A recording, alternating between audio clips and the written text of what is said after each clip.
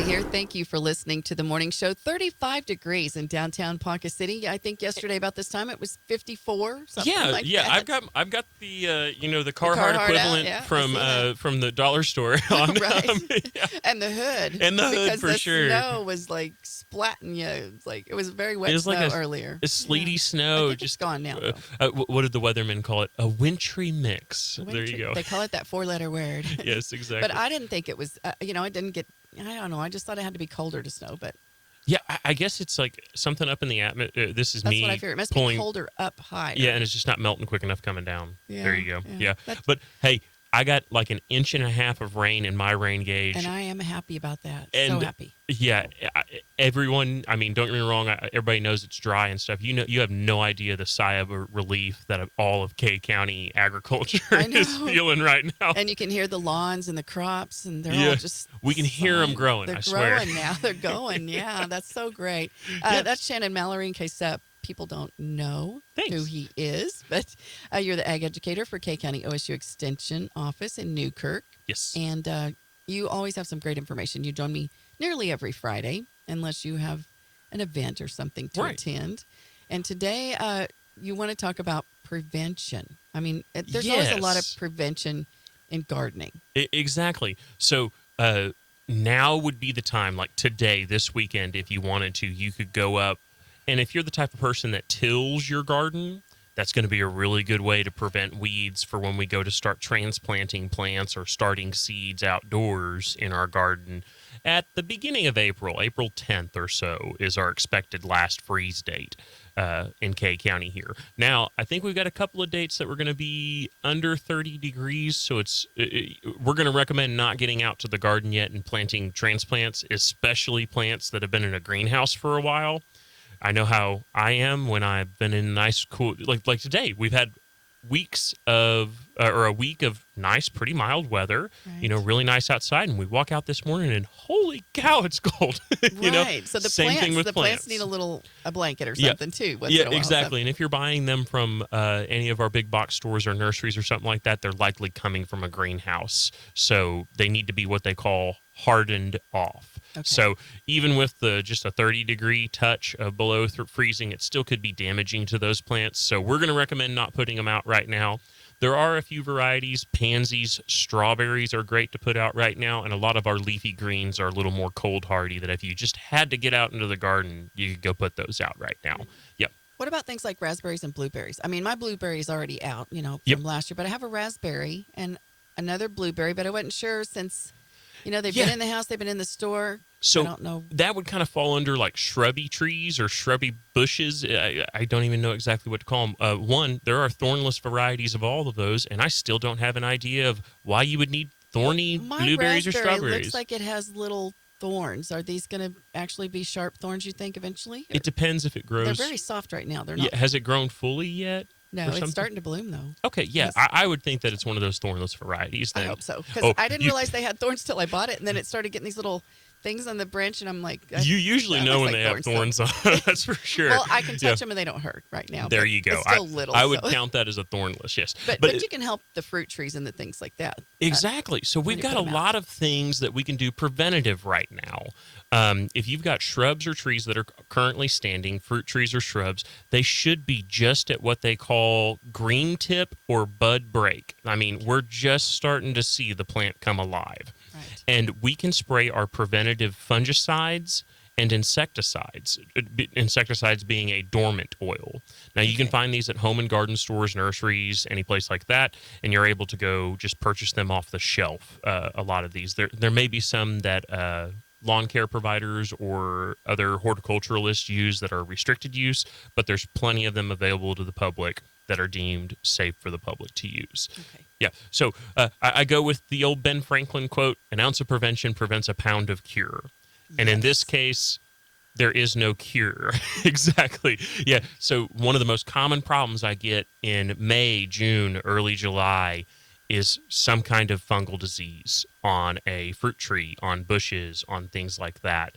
And we end up, kind of just having to break the news to them and say, well, you can try something, but it's already infected quite a bit, it's not going to necessarily kill the tree. It's going to just lower your production quite a bit, you know. So I have people every year who have like cedar apple rust on their apple tree, and they go, well, I still had apples, you know. And you're like, yeah, but you could have had more apples. Right. You would have had a better crop. Exactly. Okay. And then too, I always mention that with trees, vegetable gardens, leafy greens are a major problem. You would not want to spray this on leafy greens. Fungicides, especially copper-based fungicides, which are probably our most common, and organic, if sprayed in high enough levels on the fruit and consumed by people, you can definitely get sick by them. It is toxic to a certain level. You got to get a lot of it in you, but I mean, still, it's toxic to a certain level, and there's a danger there. So any of these plants that are fruiting, you mentioned your blueberries and raspberries, right. We are going to want to do it up until basically like flowering stage, and then we'll stop. Once they've started to flower, don't do it. Exactly. If you see a little bit of leaf, growth, things like that, you're okay though. Oh gosh, yeah. And it's going to be preventative. It's going to be on the leaf, not on your fruit. I'm going to always recommend people wash your fruits and vegetables before you consume them from the garden. You never know what you sprayed on them or what bug was scuttling on it or something like that. You never know. Scuttle. Yeah, exactly. That's a new word today. So be careful with that. Yeah, but anyway, fungicides or fruit sprays like that, very good to put a preventative down. And then we're going to talk about dormant oils. Okay. Dormant oils prevent infestations of some of our most hated bugs, maybe. So there are scale insects, aphids, mites. These ones here you can have kind of infestation, large numbers of these little guys, and they're sucking insects. They suck the nutrients from the plant. Again, it's going to hurt your yield. Probably not going to kill your plant. It also does open little wounds where fungus or other problems could get into the plant, but they're also kind of unsightly in some places. So if you got an ornamental garden, yeah, we don't want that. But this is the time to spray dormant oil on these trees and can prevent a lot of problems in the future. One note, dormant oil will kill annual flowers, okay? So if you've got your raspberry bush, I don't know, maybe your rhododendron or something, your ornamentals, and then you've got annual flowers beneath it, it will kill annual flowers, and it's an oil. We mentioned some kind of extreme temperatures. We don't want too cold freezing. We want 50 to 70 degrees consistently. If we get into 80, 90 with oils that are going on a plant, that can cause scald or burn. So it's kind of like cooking. Then. Exactly. Yeah, it can cause scald or burn. So you want to do that now before the temperatures get extreme. Okay. Exactly. And then once it dries on there, it does a pretty good job of not scalding anymore or anything like that. But right when we spray, every year I get somebody, man, I sprayed my dormant oil last week, and gosh, it's really, what's going on here? Did I not rinse my tank well enough or something from something else? And I'll go, well, it is early July and it's 95 degrees. 95, so yeah. Right. But exactly, spraying preventative fungicides and dormant oils at this time of year, it greatly reduces the chance of pollinators coming into contact with them and ingesting them. It also reduces our dependency on harsher pesticides later in the year when those problems usually arise later in the season. So there's a lot of good benefits to spraying these dormant oils and copper or any type of fungicide.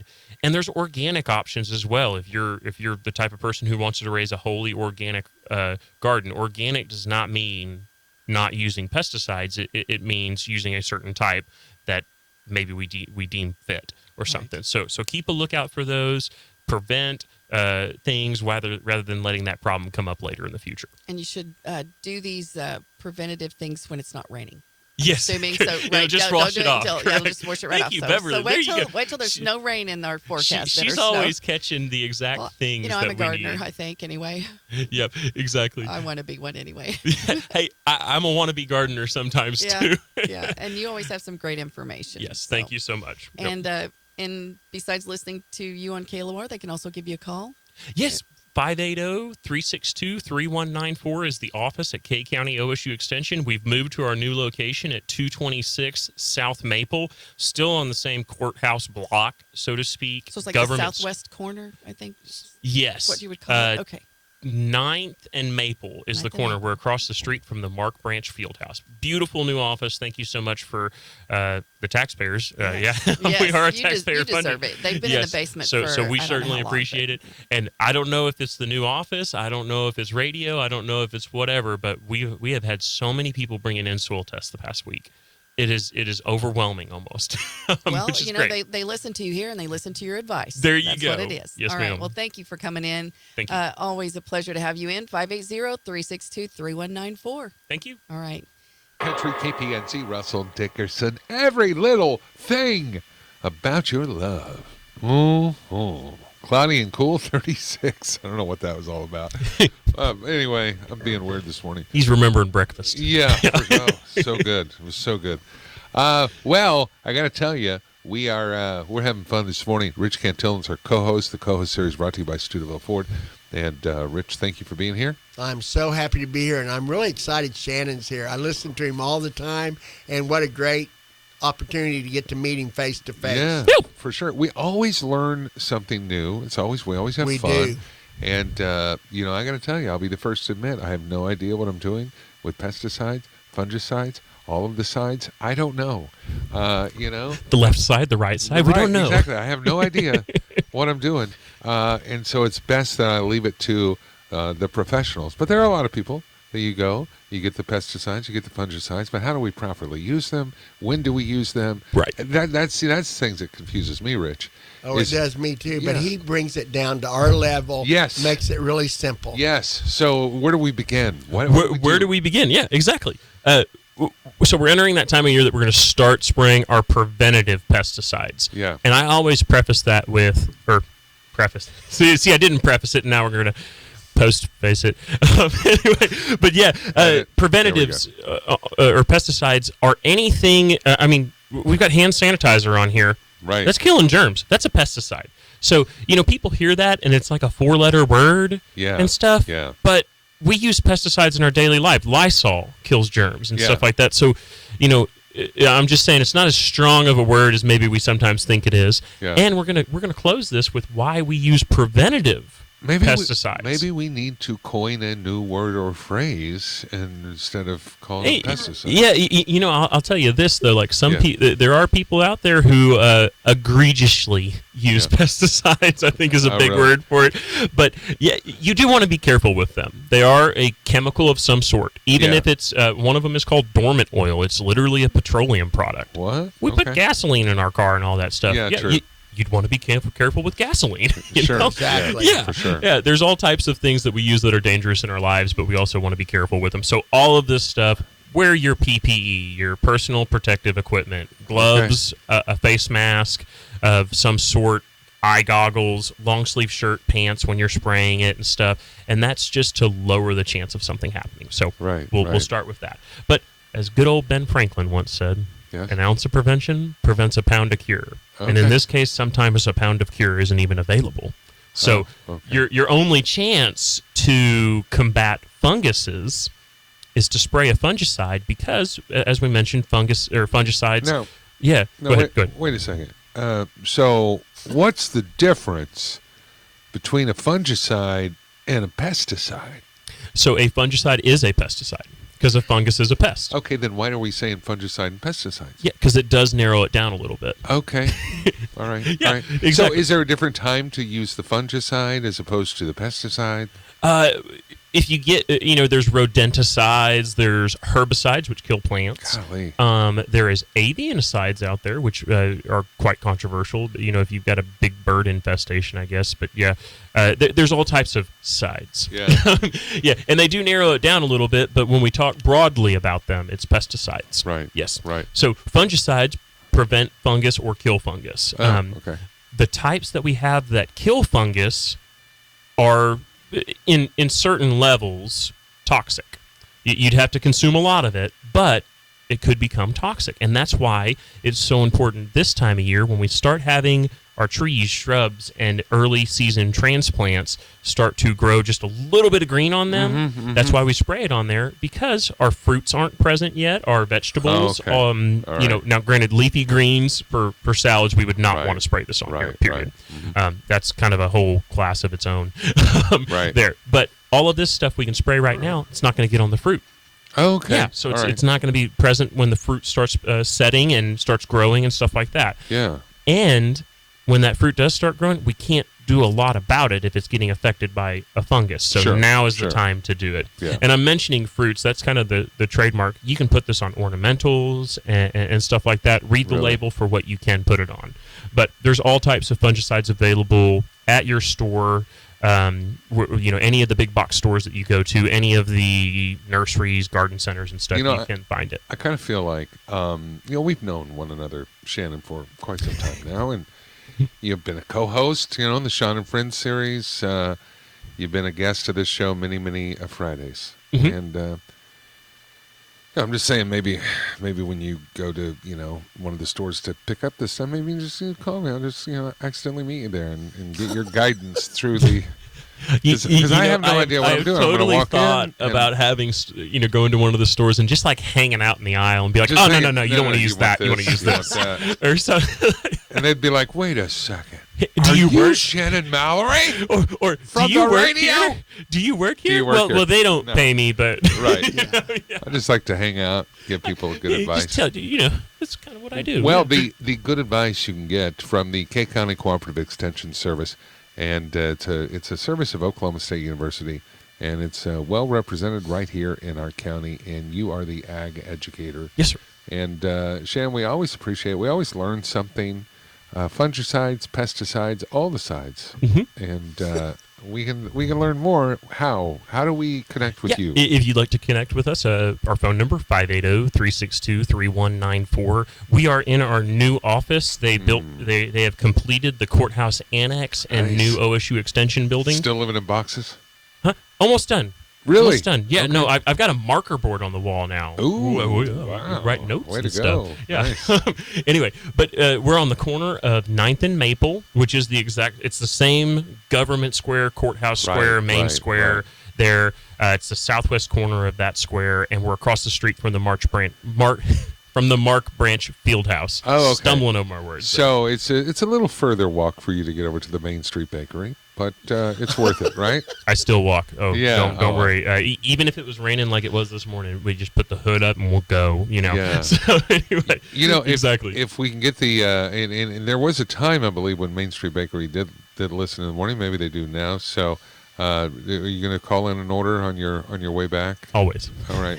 So Hey, Sean, They know I you're do want coming. to say you better be careful. yeah. He has quite the DJ voice. Yeah, he If really he does. decides he's Oh, I done know. with pesticides, I know, fungicides, fungicides and all or whatever, the sides. and wants to change, I'll never be done with it. I'll still talk on the radio, and we'd have the lowest ratings in the world because I'm talking about they're killing like, bugs okay, all the that time. guy is a boring DJ. He just really hates bugs and fungus. Right, I don't get right. it.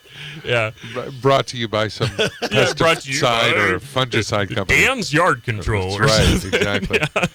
Shannon, always a pleasure. Thank you for being here. Thank you so much. Look for these on all the socials. They're all over the social medias. They are, including the. Are you on the Tickety Talk thing? We're not on the Tickety Talks yet. Oh, you're not? Yeah. But you're on the Instas. We're on the Instas. You're on the We're also on the Instagram. YouTubes You're on the YouTubes Yep. and the Facebooks and the Twits. and the Twitters. Twitters. All right. Thank you Yep. so much.